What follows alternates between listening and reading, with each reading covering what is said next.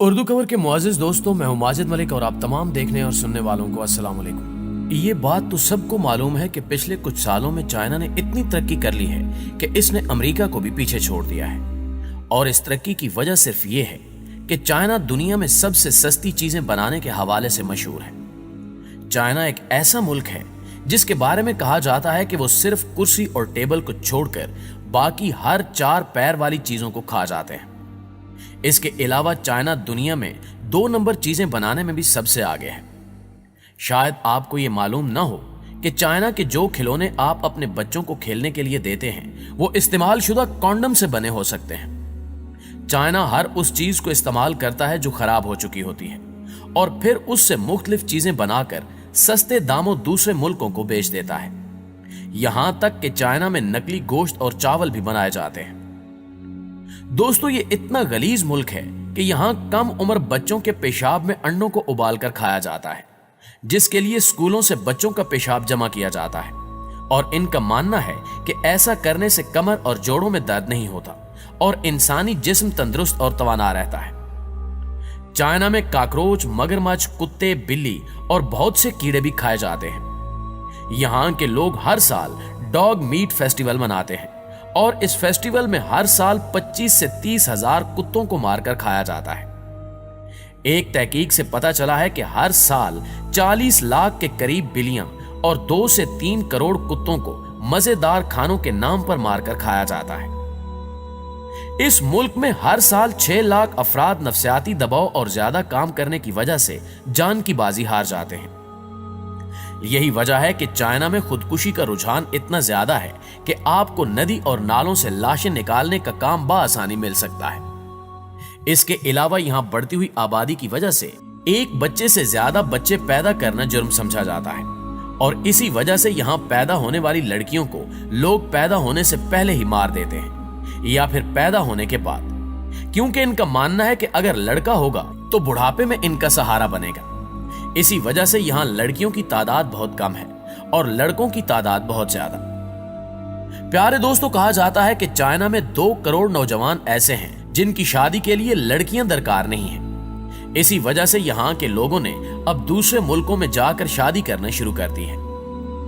دنیا کا ترقی یافتہ ملک ہونے کے باوجود یہاں کے 30 کروڑ لوگ ابھی تک غاروں میں زندگی گزارتے ہیں، اور غربت کا حال یہ ہے کہ ان لوگوں کا ایک دن کا گزارا صرف $1 پر ہوتا ہے۔ چائنا میں ہر 10 سیکنڈ کے بعد ایک بچے کی پیدائش ہوتی ہے۔ یہی وجہ ہے کہ وہاں آبادی تیزی سے بڑھ رہی ہے، اور اسی وجہ سے یہاں پولوشن بھی بہت عام ہے۔ آپ کو حیرت انگیز طور پر بتاتے چلیں کہ دنیا میں اگر کہیں بھی آپ کو سفید پانڈا نظر آ جائے تو آپ کو یہ جان کر حیرانی ہوگی کہ وہ اس ملک کی نہیں بلکہ چین کی ملکیت ہے، کیونکہ چائنا نے دنیا بھر کے تمام پانڈوں کو خرید رکھا ہے۔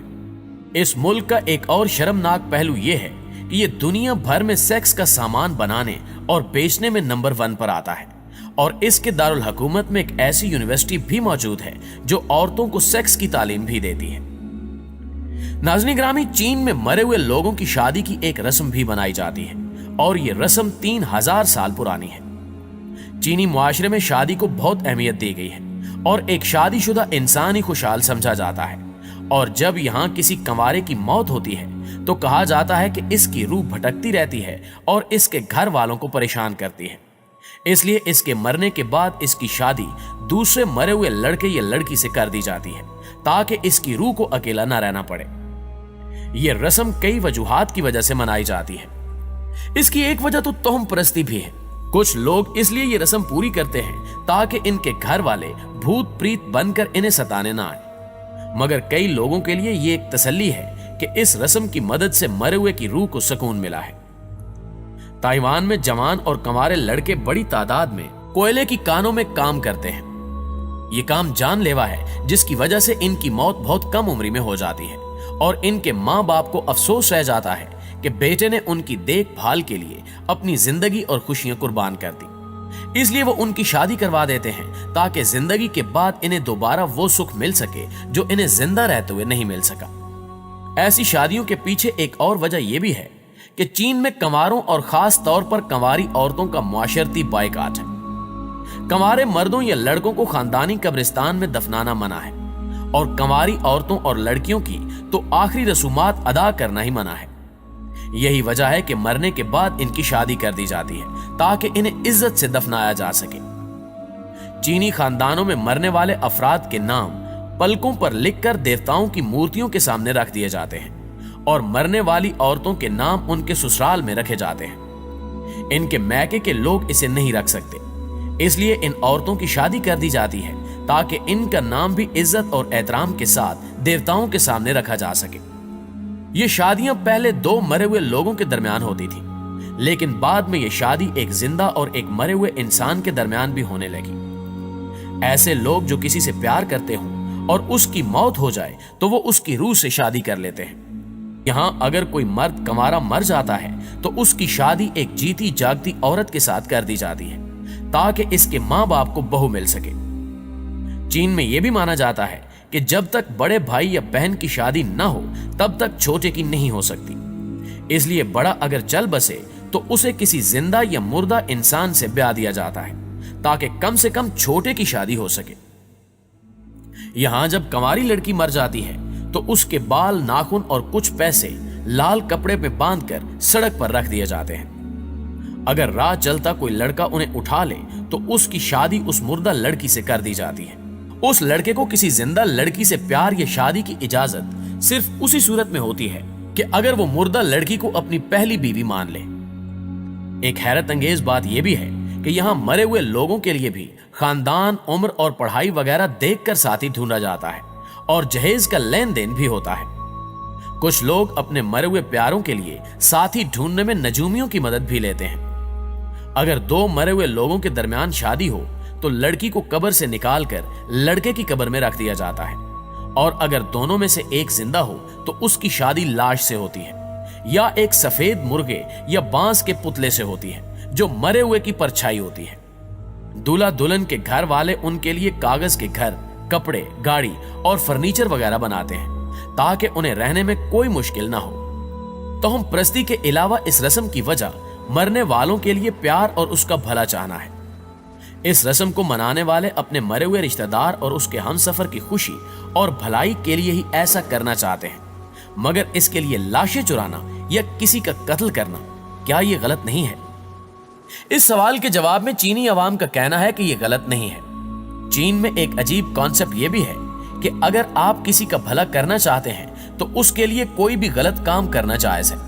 कोई बाप अपने मरे हुए बेटे के लिए किसी लड़की की लाश खरीदता है तो यह सोचता है कि यह लाश चुराई हुई है तो क्या हुआ, चोरी करना गलत काम है, लेकिन मैं सब अपने बेटे के लिए कर रहा हूं, अपने लिए नहीं। चीन की हुकूमत मजहब और तोहम प्रस्ती से जुड़ी रस्मों और रिवाजों को धुतकारती और अवाम को इन रस्मों को मनाने से मना करती है, लेकिन फिर भी इस रस्म के खिलाफ आज तक कोई इकदाम नहीं किए गए।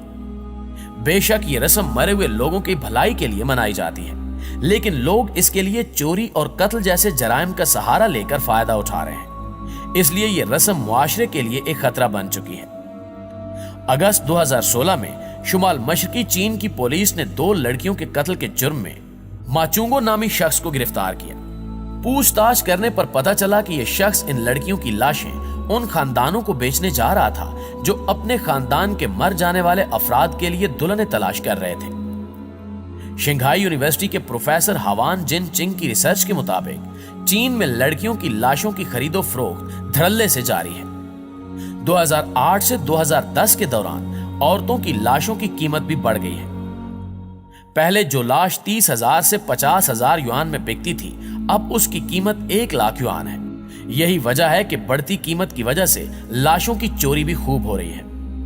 2015 में एक गांव से 14 लाशों की चोरी हुई थी। 2006 में इसे कानूनी जुर्म करार दिए जाने के बावजूद भी लाशों की चोरी आज भी की जा रही है। जी तो प्यारे दोस्तों, ये थी हमारी आज की वीडियो कैसी लगी कमेंट करके हमें भी जरूर बताइएगा। इंशाल्लाह आपसे मुलाकात होती है अगली वीडियो में। तब तक अपना और अपने प्यारों का ढेर सारा ख्याल रखिएगा। अल्लाह निगहबान।